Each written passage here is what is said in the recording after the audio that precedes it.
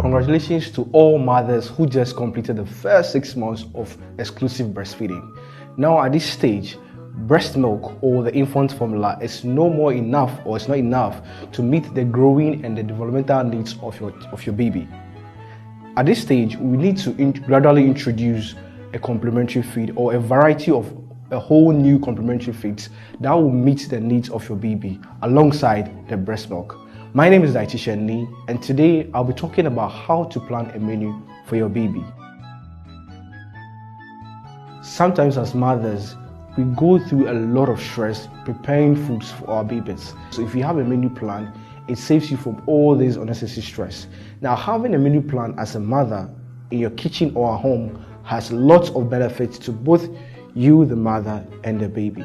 To begin with, it saves you from unnecessary stress of thinking of which foods to prepare for your baby, and also save time.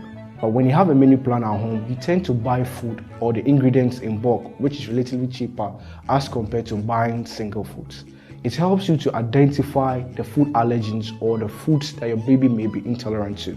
Some babies are intolerant to wheat, nuts, soy, fish, or maybe also intolerant to milk.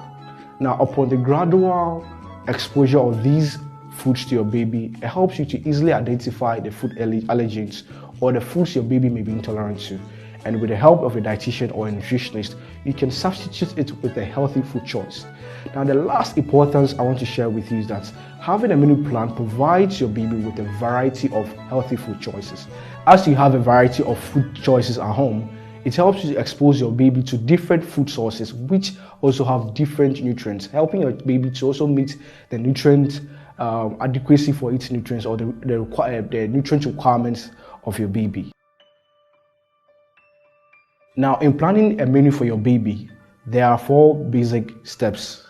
The first step is always consult your pediatrician, a dietitian or a nutritionist to guide you on the appropriate complementary food choices, the textures, the flavors, and the serving sizes that is based on your baby's age. The second is also make a list of all the new complementary food choices. Now, this list should contain foods that are readily available to you in your community and also affordable based on your budget. After making a whole new list, you tabulate the various foods into breakfast, mid-morning snack, lunch, mid-afternoon snack, supper, and also the bedtime snack. So the final step is also to consult your dietitian or nutritionist to help you with the texture and the serving sizes. Now, the serving sizes is calculated based on the energy requirements of your baby.